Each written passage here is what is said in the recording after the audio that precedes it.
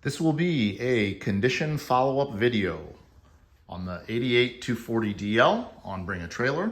We'll try to keep this as quick and concise as possible, since I think we've covered a whole lot already in the previous videos. So let me go ahead and just get right in.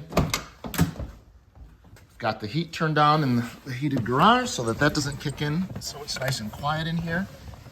So I'll go ahead, close us in.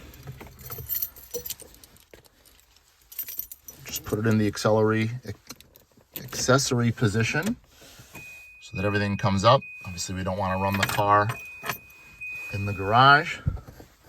Go ahead and 1, 2, 3, 4, 3.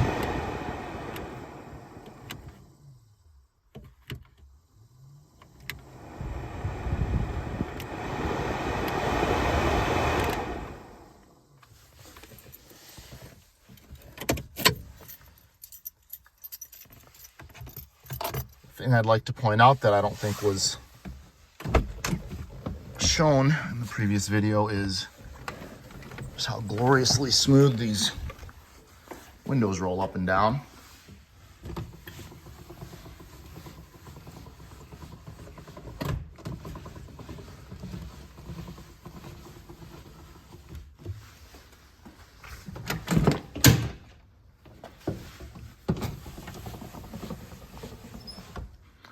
It's as far down as they go on the rear.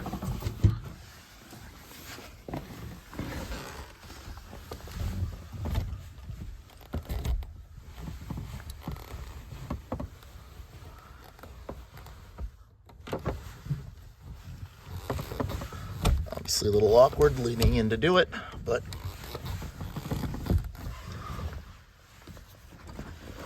same with the front passenger.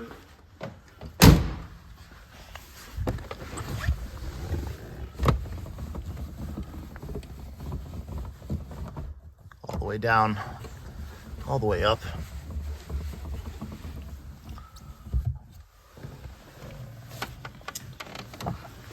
It's the blower. Got the tarp down here so that we can lay down, take a look underneath. So in examining all the previous photos and the underneath condition of the car, I will say that, and I can't speak for other cars, but this car is very heavily undercoated. And I don't know if that's a Volvo thing or if that was a Northeast thing, because obviously the car originated in New England area, but there is a ton of undercoating on this car, and you can literally see it. I noticed it in some of the other pictures. It is to a drip in a couple of places.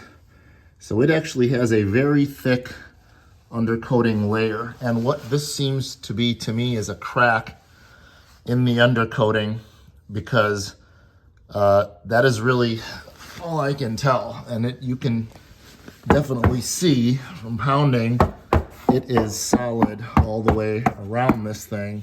So I don't know if at some point there was a puncture, something coming up from the ground, but best I can tell, it is just a crack in this extremely thick undercoating layer. And like I said, there are a couple of other spots where you can see the undercoating.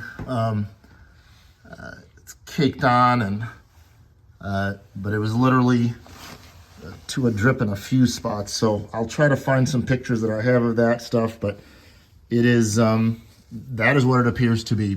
So hopefully that puts that to bed, and then we will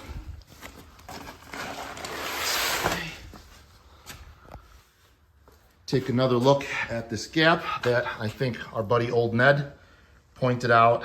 And it is, I honestly never noticed it before, but the hood does sit maybe 1/8 of an inch or less up in this corner. And he had mentioned maybe undoing one bolt, but I'm gonna tell you, that. I'm gonna let the next caretaker do it because this thing, even as you see, one-handed, I've got the camera here, got my hand under here.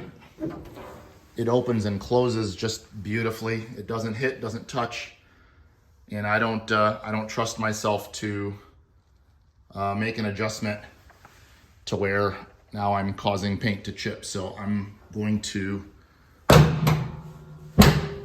leave that for the next caretaker. So we've covered the blower motor, we've covered the underneath, we've covered that item.